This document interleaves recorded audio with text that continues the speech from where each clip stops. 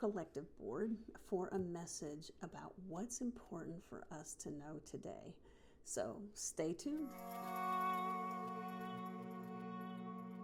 It may also be something that gets revealed to you throughout the day. So let's just see what they have for us. So I'll just keep shuffling until the message pops out.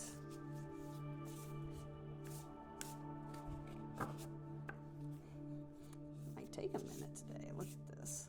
There we go. Okay, what is the message you have for all of us today? Both up, here it is. All right, so the deck that we were asked to use is Intuitive Whispers Oracle. So this is what it looks like. This is a deck by Maud Hurst from Hay House, and the card that we have pulled today. Ooh, this is a good one. It's a vulnerability is power. So if you've experienced vulnerability being power in your life, I want you to put a chat in below. Definitely make sure you subscribe if you like these card pulls every day, so that you get them in your feed and in your inbox. But this is a powerful card. I haven't read the guidebook yet. I will, but I already know my history with being vulnerable and how that creates power in my life is rich. So I completely agree with this. So let's see what the book has to say for us. So this is card 39, which is a 12. So which is, take the 1 and the 2 and you get a 3. So if you're into numerology, that is what we're dealing with, is a 3, a magic card today. So card 39, vulnerability is power. Okay, so it may not feel like it at first, but the more vulnerable you become, the more powerful you will feel. Befriending your emotions and your behavioral patterns puts you in the driver's seat of your life, rather than just feeling like a passenger. The word vulnerability comes from the Latin word vulnerabilis, meaning wounding. And we have been led to believe that being vulnerable opens us up to being wounded by others.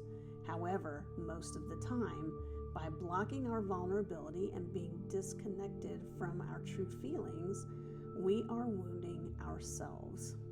This card is here to tell you to reclaim your power and the power of your vulnerability. Get to know how you truly feel without the fear of judgment. Be vulnerable with yourself because be vulnerable with yourself because this awareness brings confidence to you.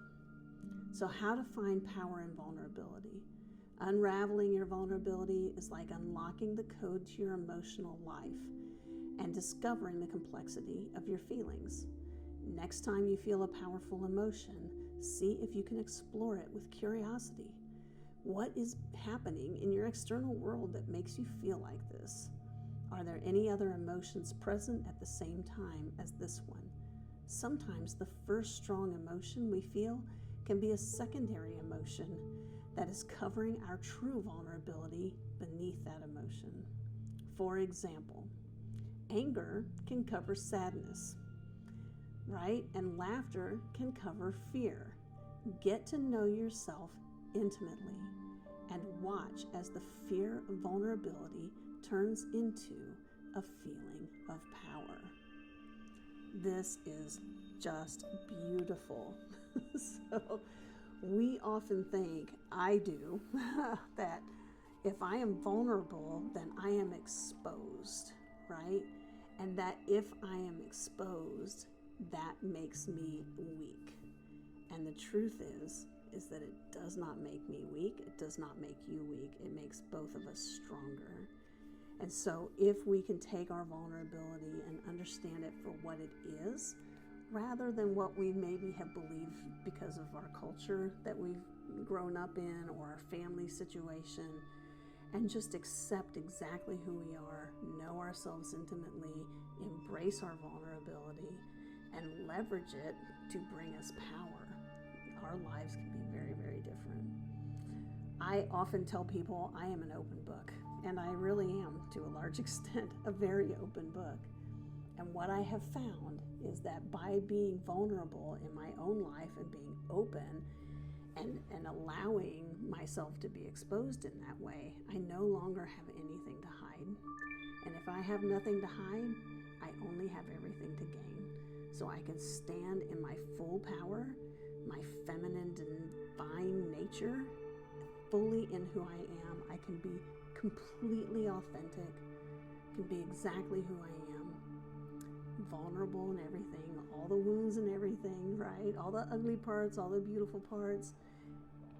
And that is where my power resides. So, I'm not saying you do this all at once either, so keep that in mind. It takes a while, right? It's like peeling layers off an onion, and it takes a while to get down to the really, really heart of it all. It also can be a bit of a painful journey at times, but what I found is that the journey is well worth it. So start small. If you want to take this journey towards being more vulnerable and seeing and experimenting with how that brings more power to you, start small. Start with something that is that you feel vulnerable about, of course, but that maybe you don't have as much on the line culturally or personally or within your family, and start with something small like that. So find some little thing that you can do and just expose it.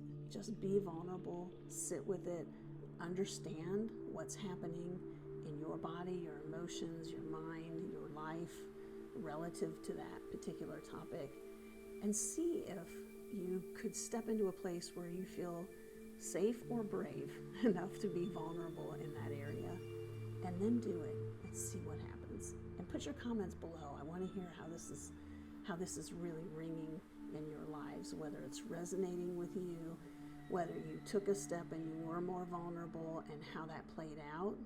Initially, it might be a little wonky at first, right? Maybe over time, you can build up the power and really understand that behind the fear, the anger, the sadness, the emotions that kind of cover what's really happening is that vulnerable core where your power lies. So tell me what you do with this. I can't wait to read the comments, and we'll see you next time. Take care, chickadees. Mwah.